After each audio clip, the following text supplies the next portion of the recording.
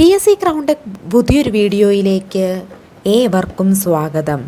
ഇന്നത്തെ ക്ലാസ്സിൽ നമ്മൾ LP school assistant NCA കാറ്റഗറിക്കാർക്കും LP UP ഇൻ്റർവ്യൂവിനും വേണ്ടിയിട്ടുള്ള കോമൺ ആയിട്ട് ചോദിക്കുന്ന കുറച്ച് ടോപ്പിക്കുകളുണ്ട്. അതായത് രണ്ടിനും പഠിച്ചിരിക്കേണ്ട ടോപ്പിക്കുകൾ. അതുമായി ബന്ധപ്പെട്ടിട്ടുള്ള ഒരു മാരത്തോൺ വീഡിയോ സെറ്റ് ക്ലാസ്സുകളാണ് ഇന്ന് കുറച്ച് ദിവസത്തേക്ക് നിങ്ങൾക്ക് എടുത്തു തരാൻ പോകുന്നത്. പറയാം LP UP ഇൻ്റർവ്യൂ ഇനി കുറച്ച് മെയ് ഒക്കെ ആകുമ്പോഴത്തേന് LP UP ഇൻ്റർവ്യൂ അവസാനിക്കും. ഏകദേശം UP സ്കൂൾ അസിസ്റ്റൻറ്റ് UPക്കാരുടെയൊക്കെ ഇൻ്റർവ്യൂ LPക്കാരുടെ ഇൻ്റർവ്യൂ ഏകദേശം അവസാനിക്കാറായി. UPക്കാരുടെയൊക്കെ ഇൻ്റർവ്യൂ തുടങ്ങിയിട്ടുമുണ്ട്.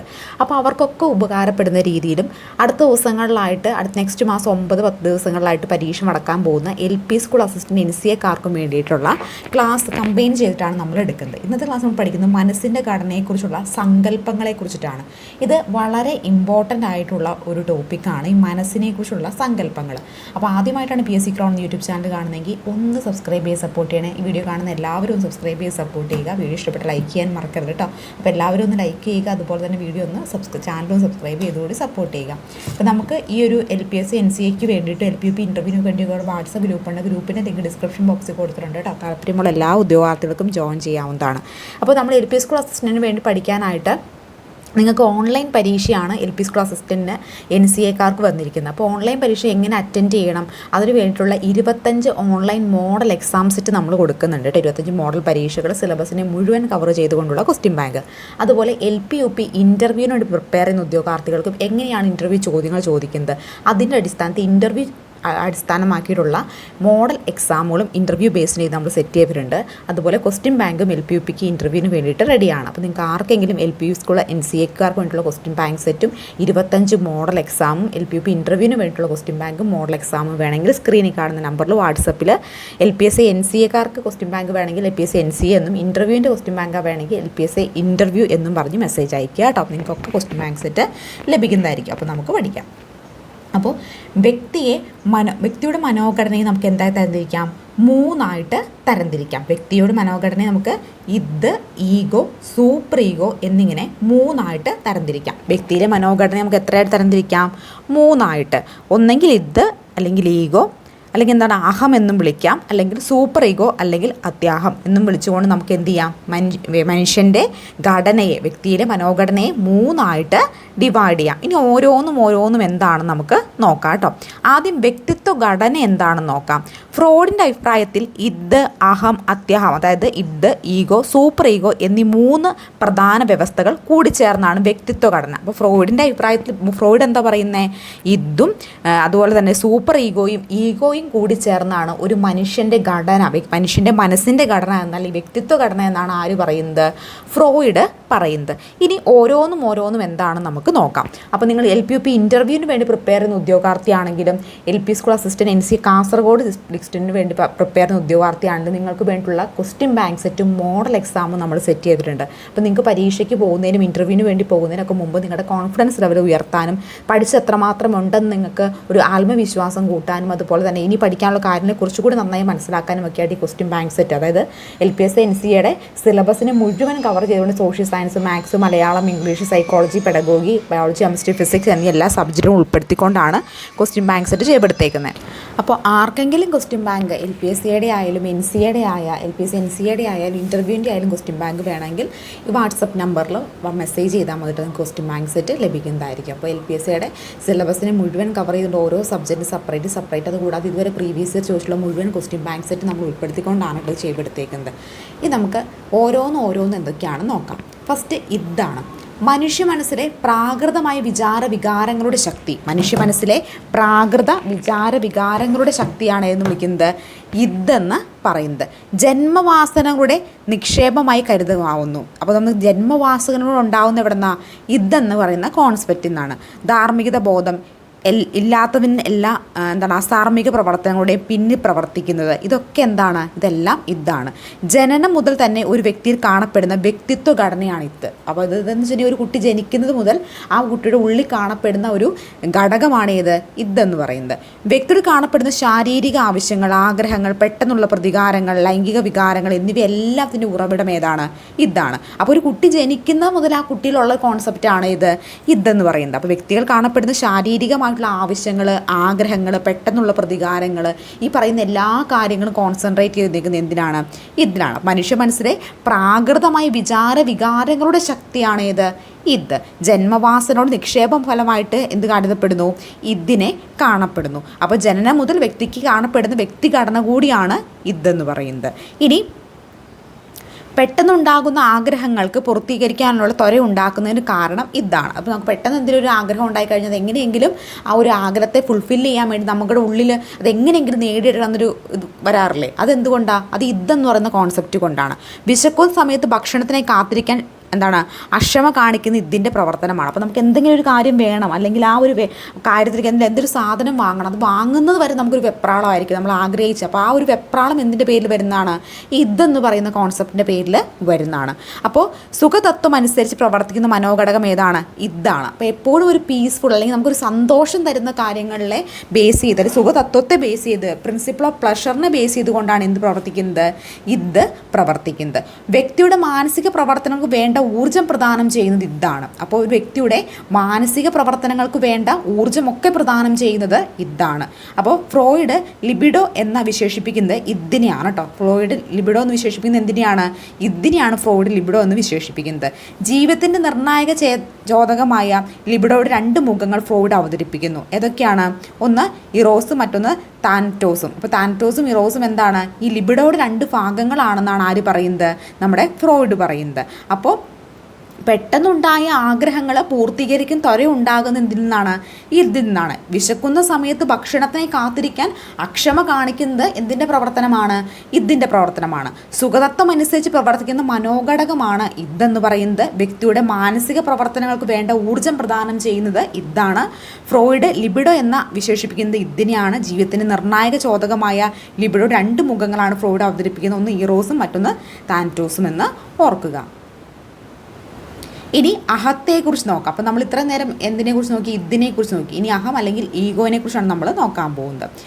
ഇതിനെ നിയന്ത്രിക്കുകയും അടക്കി നിർത്തുകയും ചെയ്യുന്ന വൈകാരിക ശക്തിയാണ് അഹം എന്ന് പറയുന്നത്. അപ്പോൾ ഇതെന്ന് പറഞ്ഞാൽ എന്താണ്?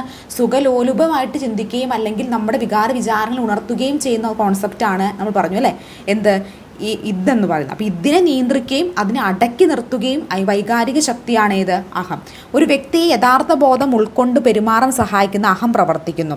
അപ്പോൾ യഥാർത്ഥ ബോധതത്വം അനുസരിച്ചിട്ടാണ്, പ്രിൻസിപ്പിൾ ഓഫ് റിയാലിറ്റി അനുസരിച്ചിട്ടാണ് എന്ത് പ്രവർത്തിക്കുന്നത്? അഹം പ്രവർത്തിക്കുന്നത്. അപ്പോൾ ഒരു വ്യക്തിക്ക് യഥാർത്ഥ ബോധം ഉൾക്കൊണ്ടുകൊണ്ട് പെരുമാറാൻ സഹായിക്കുന്ന ഇതാണ് ഏത്? അഹം എന്ന് വിളിക്കുന്നത്. അപ്പോൾ ഇതിനെ നിയന്ത്രിക്കുന്ന ഒരു വൈകാരിക ശക്തി കൂടിയാണ് ഏത്? അഹം എന്ന് പറയുന്നത്.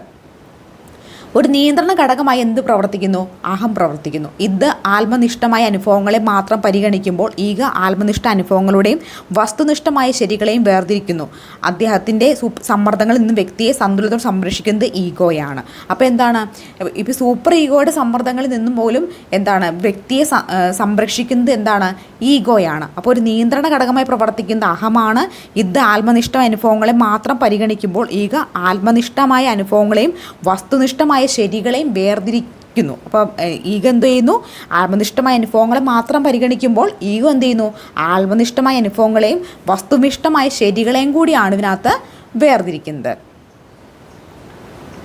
പ്രായോഗിക തത്വങ്ങളിൽ അധിഷ്ഠിതമായിട്ടാണ് ഈഗോ പ്രവർത്തിക്കുന്നത്. പ്രായോഗിക തത്വങ്ങളിൽ അധിഷ്ഠിതമായിട്ടാണ് എന്ത് പ്രവർത്തിക്കുന്നത്? ഈഗോ പ്രവർത്തിക്കുന്നത്. ഇത് കാരണം ഉണ്ടാകുന്ന വൈകാരിക ത്വരയെ പ്രായോഗിക തലത്തിൽ കൈകാര്യം ചെയ്യാൻ സാധിക്കുന്നത് ഈഗോയ്ക്കാണ്. അപ്പോൾ ഇത് കാരണം ഉണ്ടാകുന്ന വൈകാരിക ത്വരയെ പ്രായോഗിക തലത്തിൽ കൈകാര്യം ചെയ്യുന്നത് ഈഗോയ്ക്കാണ്. മനുഷ്യ മനസ്സിനെ പോലീസ് ഫോഴ്സായും വ്യക്തിത്വത്തിൻ്റെ പാലകനായും കണക്കാക്കുന്നത് ഈഗോയാണ്. മനുഷ്യ മനസ്സിൻ്റെ പോലീസ് ഫോഴ്സായും വ്യക്തിത്വത്തിൻ്റെ പാലകനായും ഒക്കെ കണക്കാക്കപ്പെടുന്ന ഏതാണ്? ഈഗോയാണെന്ന് ഓർക്കുക. ഇതിൻ്റെ ശക്തമായ പ്രത്യാചോദനകളും സൂപ്പർ ഈഗോയുടെ ശക്തമായ നിയന്ത്രണം തമ്മിൽ സന്തുലനം വരുത്തുന്നത് ഈഗോയാണ്. അപ്പോൾ ഇതിൻ്റെ ശക്തമായ പ്രാകൃത ചോദനകളും സൂപ്പർ ഈഗോയുടെ ശക്തമായ നിയന്ത്രണം തമ്മിൽ സന്തുലനം വരുത്തുന്നത് എന്താണ്? അത് ഈഗോയാണ്.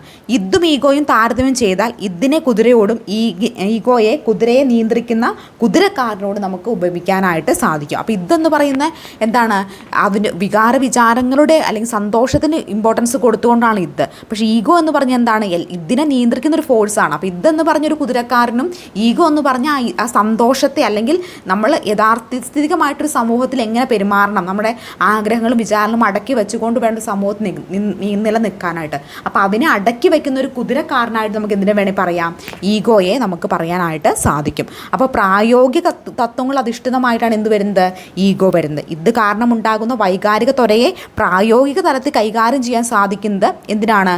ഈഗോയ്ക്കാണ്. അപ്പോൾ നമുക്ക് പെട്ടെന്ന് ഒരു സാധനം വേണമെന്നാണ് നമുക്കൊരു ആഗ്രഹം തോന്നുന്നു. അപ്പോൾ നമുക്ക് എത്രയും പെട്ടെന്ന് അത് വേണം. പക്ഷെ നമ്മൾ ആ ഒരു ആഗ്രഹത്തെ, അല്ലെങ്കിൽ ഇപ്പം നമ്മുടെ കയ്യിൽ അത് വാങ്ങാനുള്ള പൈസ ഇല്ല, അല്ലെങ്കിൽ നമ്മുടെ ചുറ്റുപാട് അങ്ങനെയല്ല എന്ന് പറഞ്ഞ് നമ്മുടെ ആ ഇതെന്ന് പറയുന്ന ആഗ്രഹത്തെ ഈഗോയുടെ ഇത് വെച്ചിട്ട് എന്ത് ചെയ്യുന്നു?